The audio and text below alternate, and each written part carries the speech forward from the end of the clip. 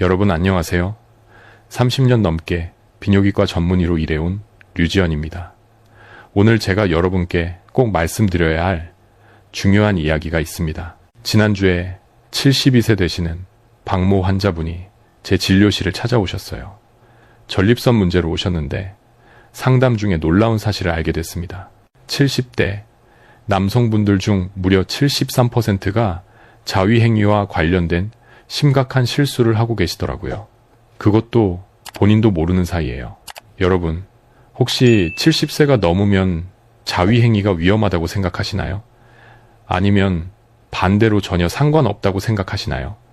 사실 둘 다 틀렸습니다. 70대 이후에도 자위행위는 건강한 성생활의 일부입니다. 스트레스 해소에도 도움이 되고 수면의 질을 높여주고 혈액순환을 개선시키고 심지어 전립선 건강에도 좋습니다. 하지만 문제는 방법입니다. 제가 30년 넘게 환자분들을 진료하면서 발견한 건데요. 많은 분들이 젊었을 때와 똑같은 방식으로 하시다가 건강에 심각한 문제를 겪으시더라고요. 70대가 되면 심장, 혈관, 신경계, 심지어 피부 민감도까지 30대와는 완전히 다르게 반응합니다. 오늘 제가 말씀드릴 5가지 실수는 조용히 하지만 확실하게 여러분의 건강을 해치고 있을 수 있습니다. 앞으로 15분 동안 제가 여러분께 이 5가지 치명적인 실수가 무엇인지 그리고 어떻게 하면 안전하고 건강하게 할 수 있는지 구체적으로 알려드리겠습니다. 특히 3번째 실수는 정말 많은 분들이 모르고 계시는데 이것 때문에 뇌 건강까지 영향을 받을 수 있어요. 자, 그럼 첫 번째 실수부터 시작하겠습니다. 첫 번째 실수는 바로 전립선 건강을 전혀 고려하지 않는 겁니다. 여러분, 이거 정말 중요합니다. 제 환자분 중에 김모 씨라는 분이 계셨어요. 75세이셨는데 몇 달 동안 소변 보기가 힘들다고 하시더라고요. 검사해보니 전립선이 많이 비대해져 있었습니다. 상담 중에 알게 된 건데 이분이 거의 매일 자위행위를 하시는데 항상 사정을 참으시더라고요. 오래 지속하는 게 더 좋다고 생각하셨대요. 여러분, 70대가 되면 전립선은 이미 자연스럽게 커져 있습니다. 이건 정상적인 노화 과정이에요. 하지만 자위행위를 할 때 사정을 계속 참거나 너무 격렬하게 하거나 골반 부위에 과도한 압력을 가하면 전립선에 염증이 생기거나 더 부어오를 수 있어요. 그러면 배뇨 문제, 통증, 심하면 전립선염까지 생길 수 있습니다. 그럼 어떻게 해야 할까요? 첫째, 부드럽게 하세요. 과격한 동작은 피하시고요. 둘째, 억지로 사정을 참지 마세요. 자연스럽게 흘러가도록 두는 게 중요합니다. 셋째, 빈도를 조절하세요. 매일 하는 것보다는 일주일에 2, 3회 정도가 적당합니다. 넷째, 만약 배뇨 문제나 골반 통증이 있으시다면 꼭 비뇨기과 전문의와 상담하세요. 자, 이제 2번째 실수로 넘어가겠습니다. 이건 요즘 특히 심각한 문제인데요. 바로 인터넷 음란물을 과도하게 보는 겁니다. 여러분, 솔직하게 말씀드리겠습니다. 많은 70대 남성분들이 스마트폰이나 컴퓨터로 음란물을 보십니다. 이건 부끄러운 일이 아니에요. 하지만 문제는 이게 뇌에 미치는 영향입니다. 특히 70대 이후에는 더 위험해요. 제 환자분 중에 이 모 씨라는 분이 계셨습니다. 69세셨는데 부인과의 관계에서 전혀 흥분이 안 된다고 하시더라고요. 하지만 혼자 음란물을 보면 괜찮다고요. 상담해보니 거의 매일 2, 3시간씩 인터넷 음란물을 보고 계셨어요. 이게 뭔 문제냐면요. 뇌가 과도하게 자극을 받는 겁니다. 음란물은 도파민이라는 화학물질을 엄청나게 많이 분비시킵니다. 도파민은 우리 뇌의 보상 시스템과 관련이 있어요. 문제는 계속 강한 자극을 받으면 뇌가 점점 둔감해진다는 겁니다. 이걸 전문 용어로 도파민 탈감작이라고 하는데요. 결국 실제 파트너와의 친밀한 관계, 스킨십, 심지어 일상적인 대화도 더 이상 같은 보상감을 주지 못하게 됩니다. 더 심각한 건요. 70대 뇌는 젊은 뇌보다 훨씬 취약합니다. 인공적인 성적 이미지에 계속 노출되면 기억력, 집중력, 심지어 기분까지 영향을 받을 수 있어요. 제가 진료하면서 본 환자분들 중에는 우울증, 불안, 집중력 저하를 호소하시는 분들이 많았는데 알고 보니 음란물 과다 시청이 원인인 경우가 많았습니다. 그럼 어떻게 해야 할까요? 첫째, 음란물 시청을 줄이세요. 하루에 10분 이상은 보지 마세요. 둘째, 상상력을 활용하세요. 과거에 좋았던 기억이나 상상만으로도 충분합니다. 셋째, 파트너가 있으시다면 소통하세요. 함께 친밀감을 나누는 게 훨씬 건강합니다. 넷째, 만약 끊기 힘드시다면 전문가의 도움을 받으세요. 세 번째 실수입니다. 이게 정말 많은 분들이 모르시는 건데요. 자위행위가 감정적인 도피 수단이 되는 겁니다. 여러분, 자위행위를 왜 하시나요? 이 질문에 스스로 대답해 보세요. 만약 기분이 좋아서 몸이 원해서라고 대답하신다면 건강한 겁니다. 하지만 외로워서, 불안해서, 지루해서, 우울해서라고 대답하신다면 문제가 있을 수 있어요. 제 환자분 중에 정모 씨라는 분이 계셨어요. 78세셨는데 부인을 3년 전에 여의셨대요. 매일 밤 잠들기 전에 자위행위를 하신다고 하시더라고요. 처음엔 수면에 도움이 되려고 시작하셨는데 나중에는 외로움을 잊으려고 하게 됐다고요. 그런데 문제는 끝나고 나면 더 외로워지고 더 우울해진다는 겁니다. 이런 패턴은 매우 위험합니다. 왜냐하면 실제 문제를 해결하지 못하고 계속 회피하게 되거든요. 외로움, 슬픔, 불안 같은 감정들은 자위행위로 일시적으로 잊을 수는 있어도 근본적으로 해결되지 않습니다.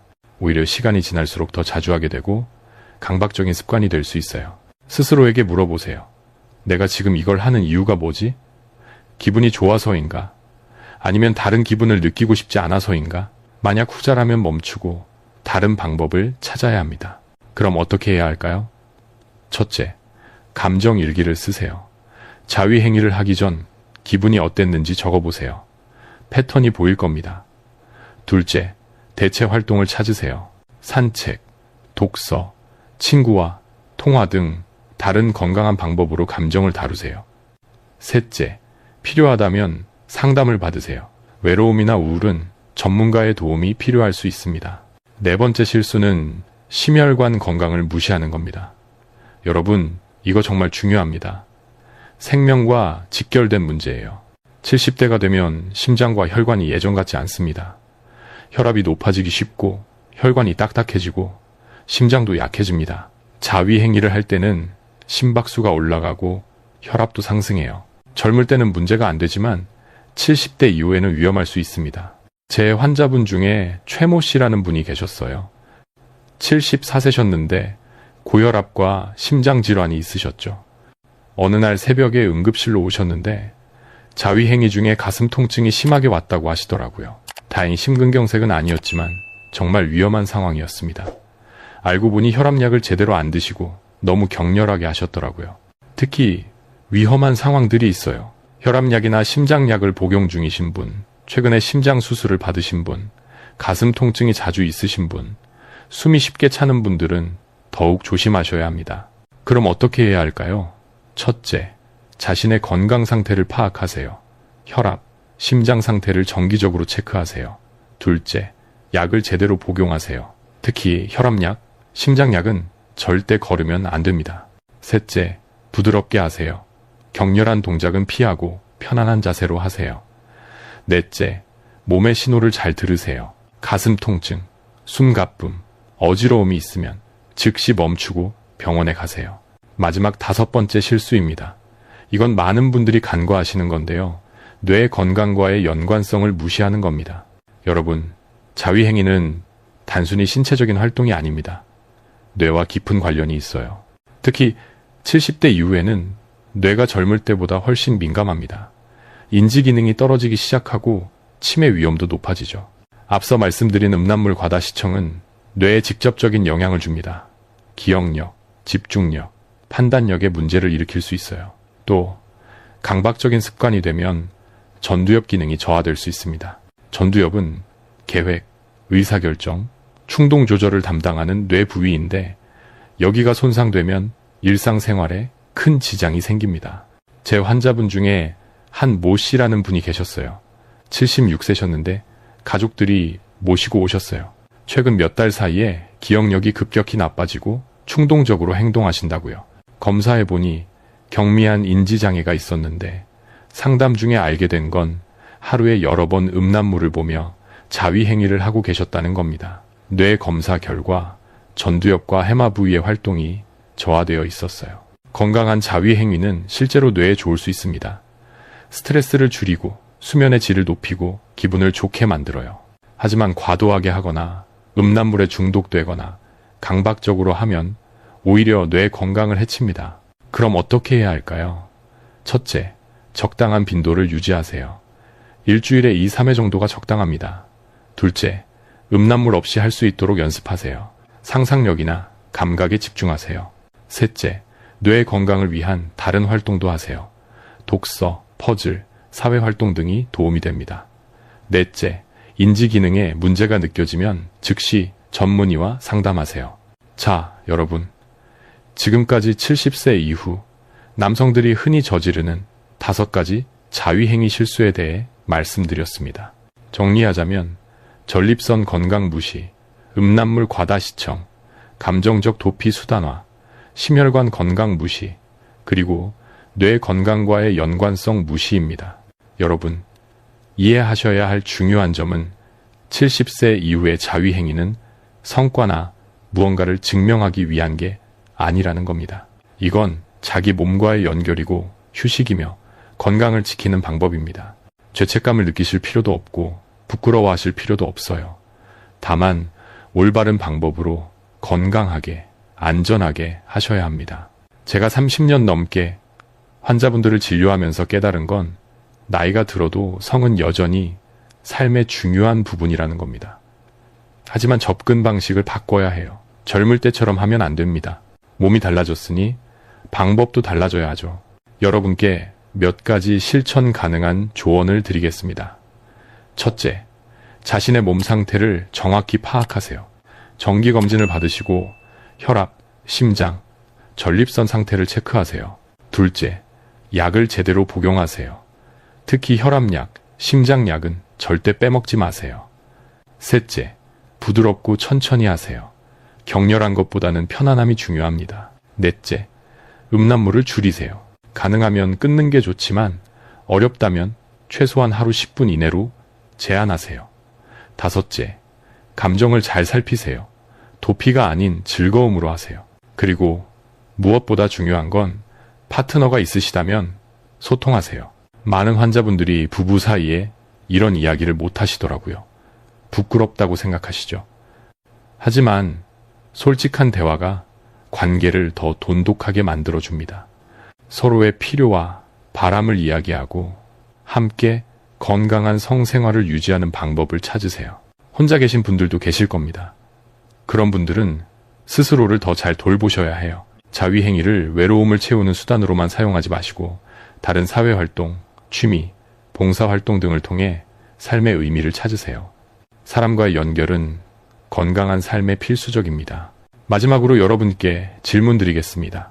오늘 제가 말씀드린 5가지 중에서 어떤 게 가장 놀라우셨나요? 혹시 여러분도 이런 실수를 하고 계셨나요? 댓글로 여러분의 생각을 나눠주세요. 물론 개인정보는 보호되니 편하게 말씀해 주시면 됩니다. 그리고 이런 주제로 또 어떤 영상을 만들면 좋을지 의견 주세요. 많은 분들이 여성의 건강에 대해서도 궁금해 하시더라고요. 70세 이후 여성분들을 위한 영상도 준비 중입니다. 관심 있으시면 구독 버튼 눌러주시고 알림 설정도 해주세요. 여러분의 건강이 제 가장 큰 관심사입니다. 30년 넘게 이 일을 하면서 느낀 건 환자분들이 건강하고 행복하게 사시는 걸 볼 때가 가장 보람 있다는 겁니다. 나이는 숫자일 뿐이에요. 70대, 80대에도 건강하고 활기찬 성생활을 유지하실 수 있습니다. 다만 올바른 방법으로 하셔야 해요. 오늘 영상이 도움이 되셨다면 주변에 필요하신 분들께 공유해 주세요. 특히 남편이나 아버지를 둔 가족분들이 보시면 좋을 것 같아요. 이런 이야기는 쉽게 꺼내기 어렵지만 정말 중요한 건강 정보입니다. 다음 영상에서는 70세 이후 건강한 성생활을 위한 구체적인 운동법과 식습관에 대해 다뤄보겠습니다. 케겔 운동이라고 들어보셨나요? 남성에게도 정말 효과적인 운동입니다. 골반 저근을 강화하면 발기능력, 사정 조절, 배뇨 기능까지 개선됩니다. 자세한 방법은 다음 영상에서 알려드릴게요. 그럼 오늘은 여기까지입니다. 건강하시고 행복하세요. 여러분의 건강한 노후를 위해 제가 항상 함께하겠습니다. 감사합니다.